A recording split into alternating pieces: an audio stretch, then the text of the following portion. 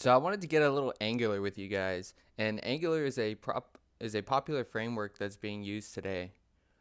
It follows a MVC pattern, which is just a architectural framework or just a method of creating an application that breaks everything up into different components. So you'll have what is known as a model views, and then you'll also have controllers. So I'm not sure if in other videos you've seen me place a lot of my HTML files in the views folder, but this is kind of following that mindset. And if you've coded in Swift before, then you will be familiar with this model view controller pattern.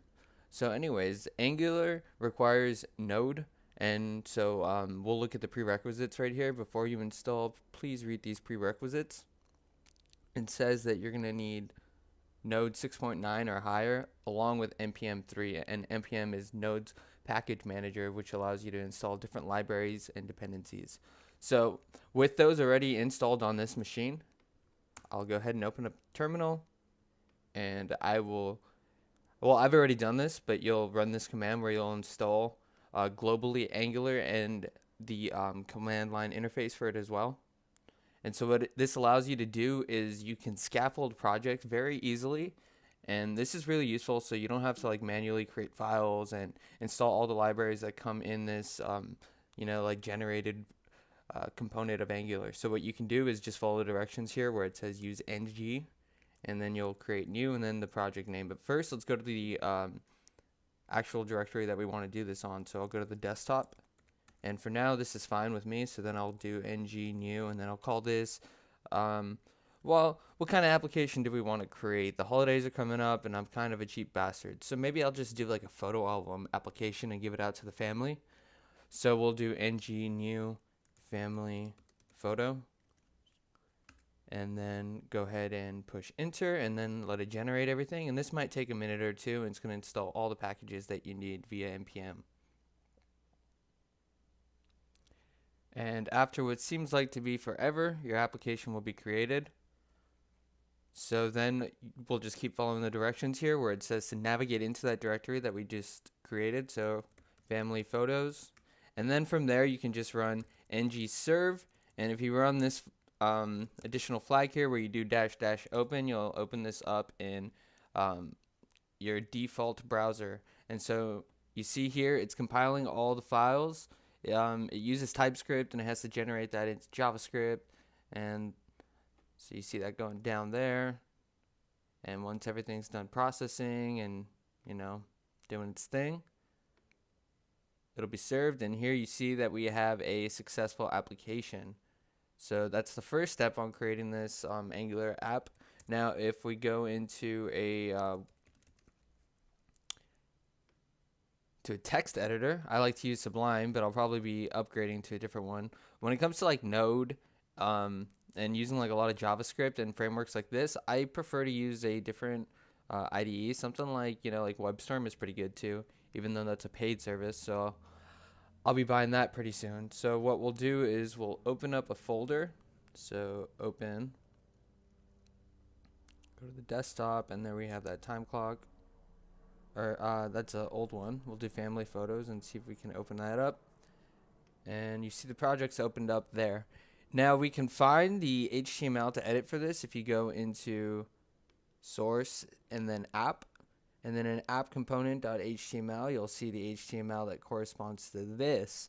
What's cool is that you have this app.module ts file that holds app component, sorry. .ts file that holds this variable here known as app that's being passed to this HTML file that corresponds. So we can change this to family photos, and then you can see the framework is immediately responding to changes made in the code right here, and that's really helpful and really nice.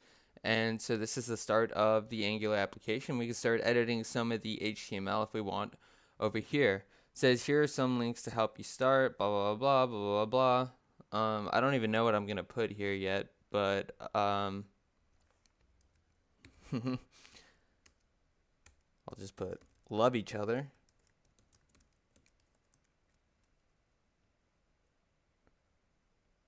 then I guess we could center that if we want.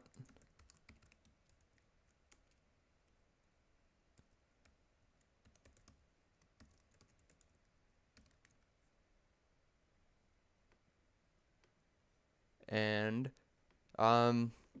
what we'll probably want to end up doing is adding Bootstrap to this. So let's just go ahead and do that real quick. And you could close the application if you want, but we can also just open up a new terminal window and then do the same thing where you navigate to the desktop and then into that application that you have.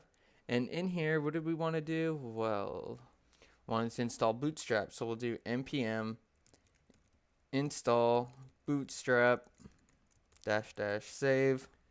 And now that Bootstrap's been installed, go ahead and we'll include Bootstrap and we'll find that correct file. And forgive me because I always forget which one of these suckers it is. I think it's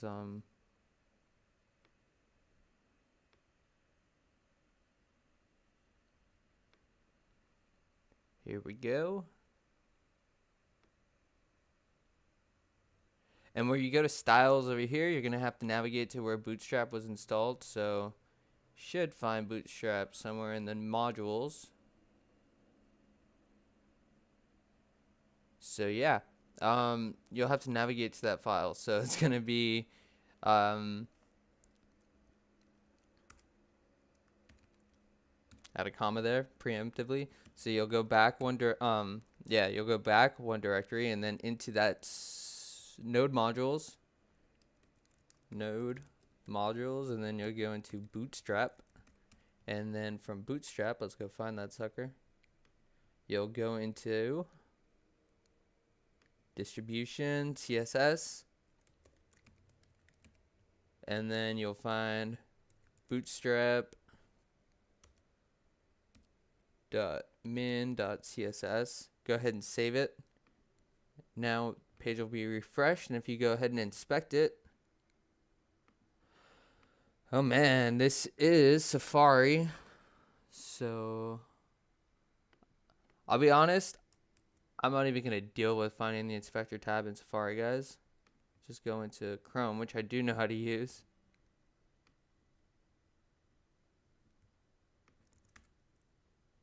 Go into the application, inspect it, and go into the head up here. We should be able to see Bootstrap in the styles. And if we don't, that means that we did something incorrect. So to recompile the application, ngserve -- I shouldn't have run it with that open flag, but whatever. And once it's done processing all those changes, we'll reload it. Now if you go in the head, you'll see that Bootstrap's installed. Nice. And you see that even the styling has been different because Bootstrap's installed. So this is the first part. In the next part of the tutorial, we'll actually go ahead and we'll do some wireframing so we can actually take a look at what this application is going to look like visually, right? We need a UI. And then we'll start talking about all the following components. In this one, I just wanted to introduce you guys to Angular real quick, kind of show you what it can do, and then kind of install some libraries and dependencies that we need. So I hope you guys enjoyed that. Like I said, in the next one, we'll just start planning on the application. We'll keep on building it up.